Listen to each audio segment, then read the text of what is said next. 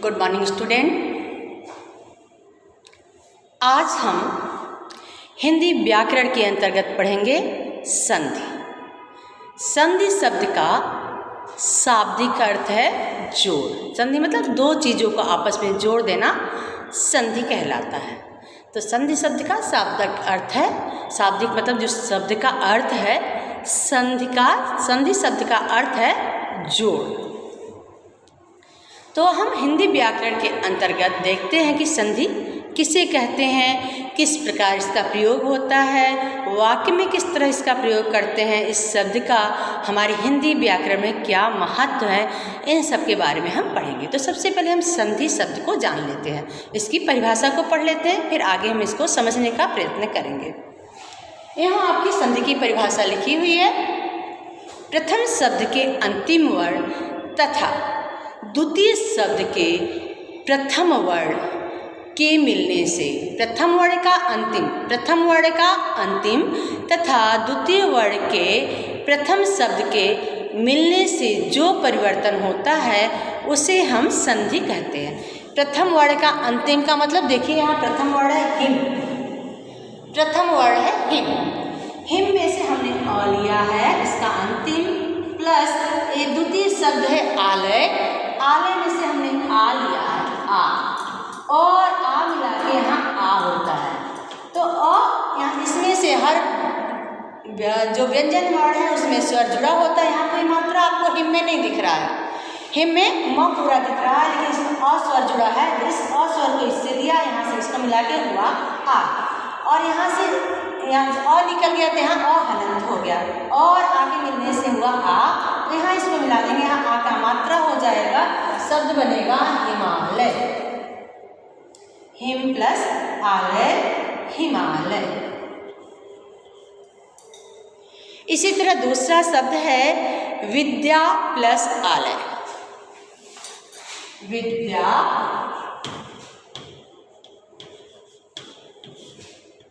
Plus आलय।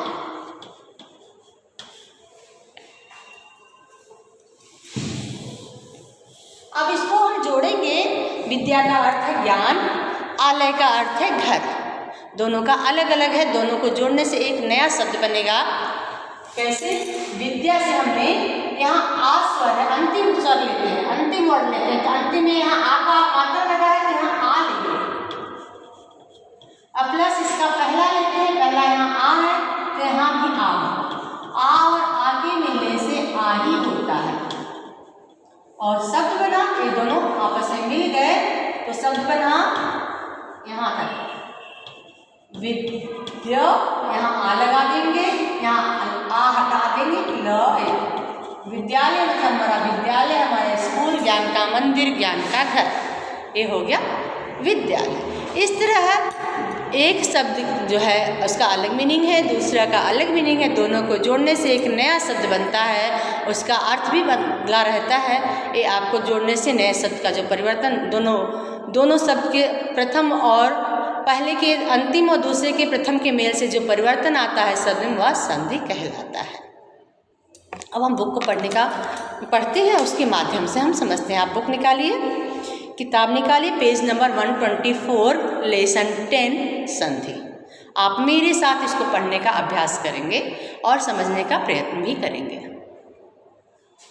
श्री कृष्ण ने कौरव और पांडवों की संधि करवाने का बहुत प्रयत्न किया। संधि मतलब उनको मिलाने का।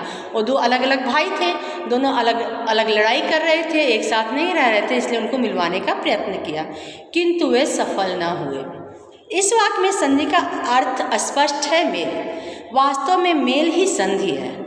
हिंदी भाषा में जब दो वर्णों का आपस में मेल होता है तो उसे संधि कहते हैं। दो या दो से अधिक शब्दों के पास के वर्णों के आपस में मिलने से नवीन शब्द का निर्माण होता है, यही संधि कहलाता है। जैसे भाव प्लस अर्थ को मिलाकर नवीन शब्द बना व प्लस अ तथा अर्थ अ मिलाकर बना आ हो गया, यही विकार अथवा परिवर्तन संधि कहलाता है। जैसे है भाव प्लस अर्थ,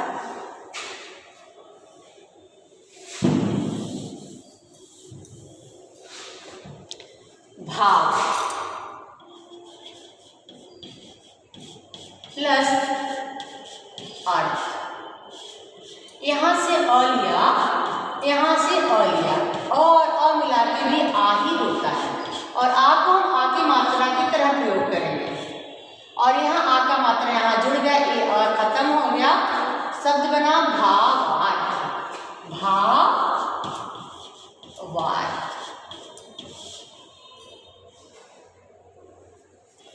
इस तरह इसमें दिया है कि प्रथम शब्द का अंतिम और दूसरे शब्द का प्रथम वर्ण के मिलने से जो परिवर्तन होता है वो संधि कहता है। यहाँ कुछ शब्दों के एग्जाम्पल दिए आपके बुक में, देखिए दिया है, इसको हम पढ़ने का और समझने का प्रयत्न करेंगे। आपकी पुस्तक में यहाँ दिया है, इस साइड में दिया है, आप फिंगर रखिए और मेरे साथ पढ़िए। पहला है सूर्य। सूर्य मतलब सूरज, उदय, उदय मतलब निकलना। तो सूर्य में से आपको मैं यहाँ रफ करके अच्छे से समझाने का प्रयत्न करती हूँ। सूर्य प्लस उदय,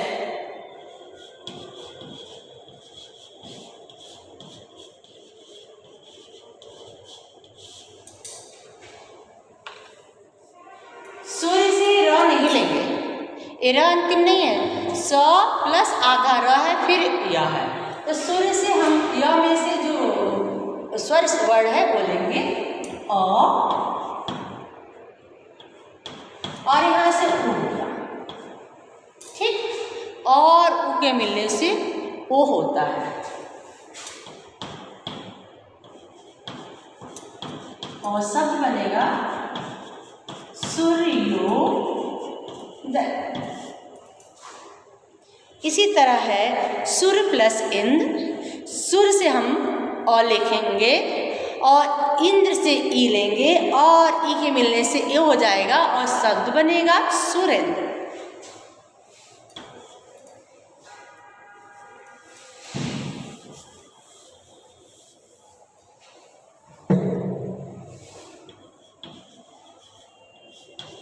सुर प्लस इंद्र,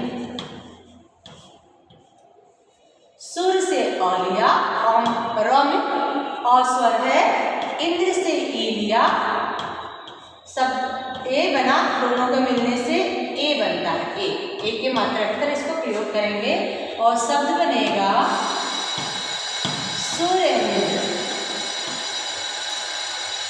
इस तरह हम आप ध्यान से देखिए, राजा प्लस ऋषि, राजा से आ लेंगे और ऋषि से री लेंगे, री को रेफ में परिवर्तित हो जाता ऊपर र की तरह, ऐसे शब्द बना राजर्षि।